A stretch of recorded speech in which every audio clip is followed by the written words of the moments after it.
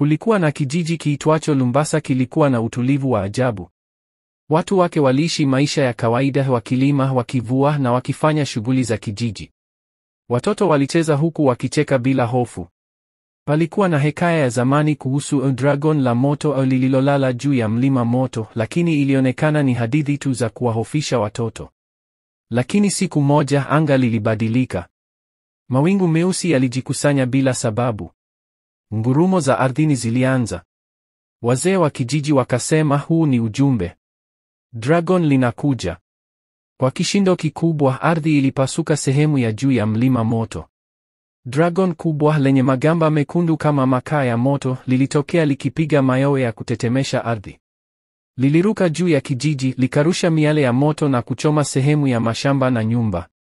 Watu walikimbia kila upande, wengine wakajificha mapangoni, wengine wakakimbilia mtoni. Vilio vya kina mama na watoto vilitawala anga. Dragon lilizunguka kwa saa kadhaa, kisha likarudi mlimani, lakini likatoa onyo, nitarudi. Nitatwaa kijiji hiki kuwa zizi langu la moto.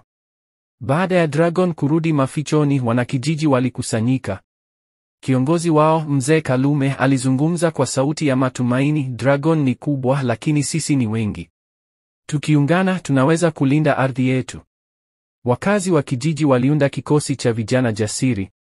Miongoni mwao alikuwepo Asha, msichana mwenye akili na moyo wa ushujaa, na Baraka, mvulana mwepesi na jasiri. Walitafuta usaidizi kwa mzee mlinzi wa milima, Babu Jafari, aliyewahi kukabiliana na majoka miaka mingi iliyopita. Babu Jafari aliwapa ramani ya mapito ya siri kuelekea pango la Dragon na akawapa silaha ya zamani, mshale wa barafu unaoweza kuzima moto wa Dragon. Wakiwa wamejiandaa, Asha, Baraka na vijana wengine 7 walipenya usiku kuelekea mlima moto. Njiani walikumbana na vizuizi, moto, miamba inayosogea na nyoka wa moto waliolindwa na Dragon. Lakini walipambana kwa ujasiri hadi wakafika karibu na pango la joka. Dragon lilikuwa likilala. Lakini harufu ya binadamu ililifanya lifumbue jicho lake moja. Kwa kishindo lilijirusha kutoka pangoni. Mapambano yakaanza. Watu 2 walijeruhiwa, lakini Asha na Baraka walifanikiwa kulivuta karibu na shimo la barafu lililofunikwa kwa nyasi. Kwa kutumia mpango wa haraka, walimvuta Dragon hadi karibu na shimo.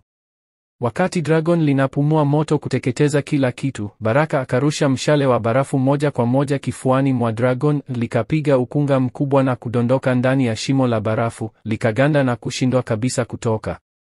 Walirudi kijijini kama mashujaa. Watu walishangilia, wakilia kwa furaha. Waliandaa sherehe ya kuwashukuru mashujaa wao.